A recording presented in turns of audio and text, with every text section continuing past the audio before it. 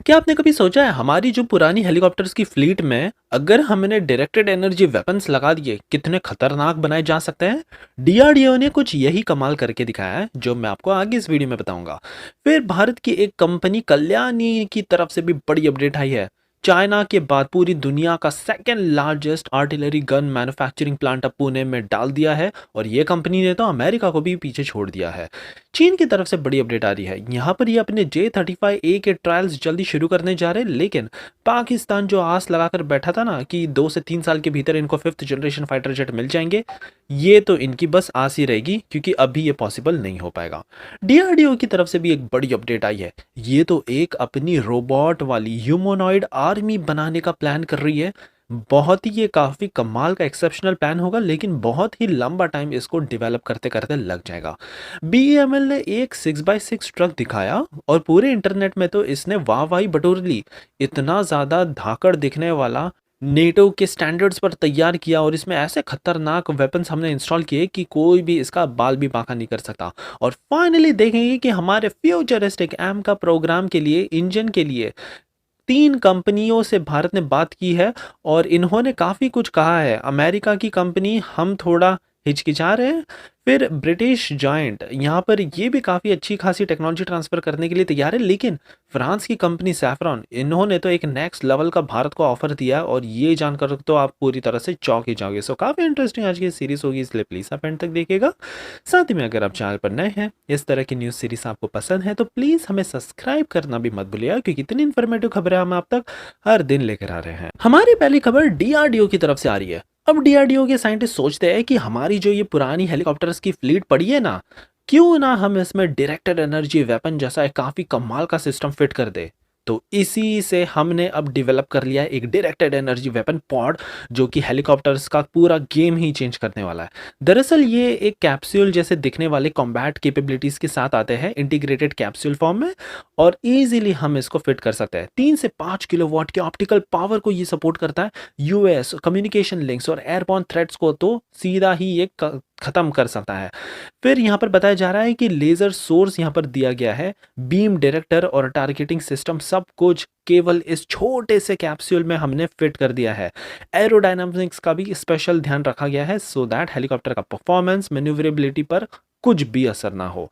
कमाल की बात तो यह है कि हम इजीली इसको भारत के अटैक हेलीकॉप्टर्स जैसे HAL, रुद्रा, फिर लाइट कॉम्बैट हेलीकॉप्टर, इनफैक्ट हमने तो अब प्लान किया है कि हम अपने यूटिलिटी हेलीकॉप्टर जैसे कि ध्रुव में भी लगा देंगे और वाकई में पूरी तरह से ये तो एक गेम चेंजिंग टेक्नोलॉजी होगी।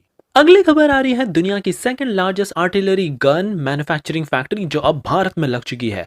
चीन के पास करेंटली पूरी दुनिया का सबसे बड़ा ये फैक्ट्री है, लेकिन अब अमेरिका को ओवरटेक करते हुए भारत बन चुका है दूसरे नंबर का।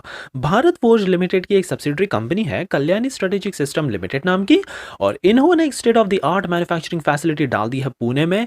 वैसे तो ये पुणे से 40 किलोमीटर दूर है, लेकिन इंडस्ट्री 4.0 का परफेक्ट उदाहरण है क्योंकि यहाँ पर कई तमाम VMCs, CNCs और कई फ्यूचरिस्टिक मशीनों का यूज किया गया है। 1000 मिलिट्री व्हीकल्स एनुअली प्रोड्यूस किए जाएंगे और जो आर्टिलरी गन्स है बड़ी कॉम्प्लेक्स होती है मैन्युफैक्चर करने के लिए। 250 से 300 ये फैक्ट्री बना कर देगी। दैट मीन्स हर एक दिन में एक आर्टिलरी गन यहाँ से निकलेगी। यहाँ पर न केवल ये डोमेस्टिक लेकिन पूरे दुनिया की सारी रिक्वायरमेंट पूरी की जा सकती है।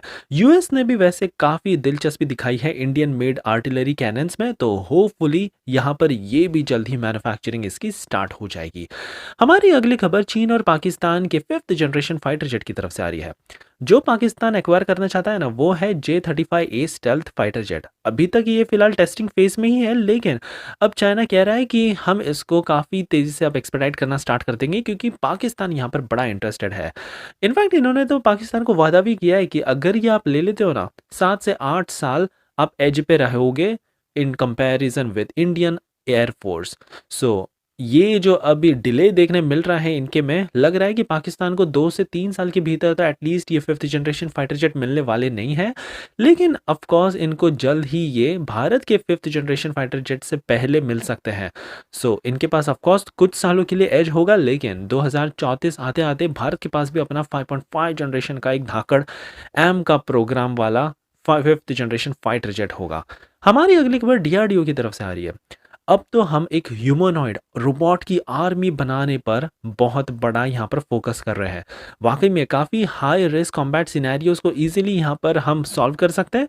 कमाल की बात यहाँ पर यह है कि हमारे सोल्जर्स के साथ साथ ह्यूमनॉइड रोबोट्स को भी डिप्लॉय किया जाएगा। कई तमाम जो हाई रिस्क इलाके हैं ना, यहाँ पर हम ये रोबोट्स को भेजेंगे और ये सारा कुछ इंटेलिजेंस हमको इजीली प्रोवाइड भी करते रहेंगे।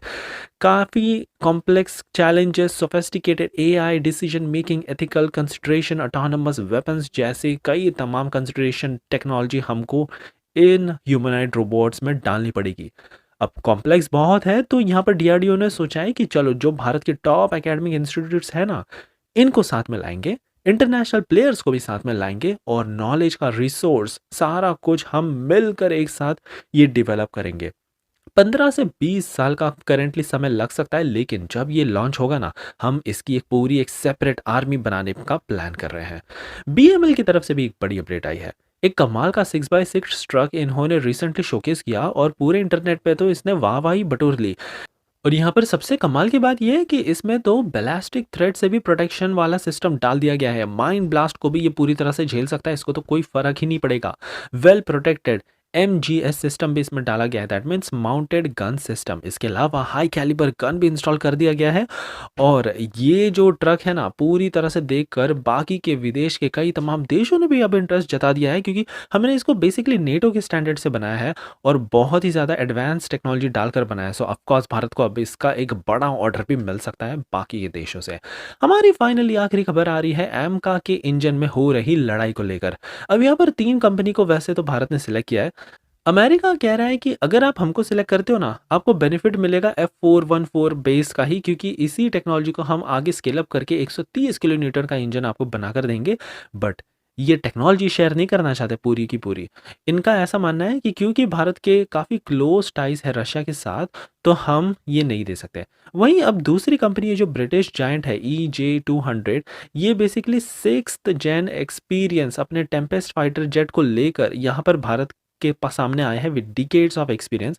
वैसे तो ये आईपीआर शेयरिंग, कॉम्प्लेक्सिटी और कई तमाम टेक्नोलॉजी शेयर करने के लिए पूरी तरह से तैयार हो भी चुके हैं और फ्यूचर प्रूफिंग डिज़ाइन बनाने के लिए भी ये तैयार है with hybrid propulsion and thermal management systems. But सबसे ल्यूक्रेटिव ऑफर यहाँ पर फ्रांस की तरफ से आ रहा है। फ्रांस की कंपनी सैफ्रॉन ने तो कह डाला है कि 100% टेक्नोलॉजी ट्रांसफर भी मिलेगी, 130 किलो न्यूटन का ये पूरा इंजन होगा और साथ ही में सैफ्रॉन ने तो प्लेज लिया है कि पूरी की पूरी मैन्युफैक्चरिंग ही भारत में डाल देंगे और एक्सपोर्ट पर हम कोई भी कर्व नहीं लगाएंगे। किसी को भी देना है भारत दे सकता है। सो इतना ज़्यादा जो एक विश्वास है वाकई में और किसी दूसरी कंपनी ने नहीं दिखाया है एक्सेप्ट सैफ्रॉन। सो देखने लायक होगा कि भारत के ऐसे कमाल के 5.5 जनरेशन एयरक्राफ्ट में आखिरकार क्या भारत सैफ्रॉन को सिलेक्ट करता है या फिर और अमेरिकन या ब्रिटिश कंपनी को। देखने लायक होगा। सो ये थी हमारी आज की धमाकेदार न्यूज़ सीरीज। आई होप कि आपको आज की सीरीज पसंद आई हो, और अगर हाँ तो प्लीज़ एज यूजुअल एक लाइक करना मत भूलेगा, आपका ऐसा ही कमाल का सपोर्ट दिखाने के लिए।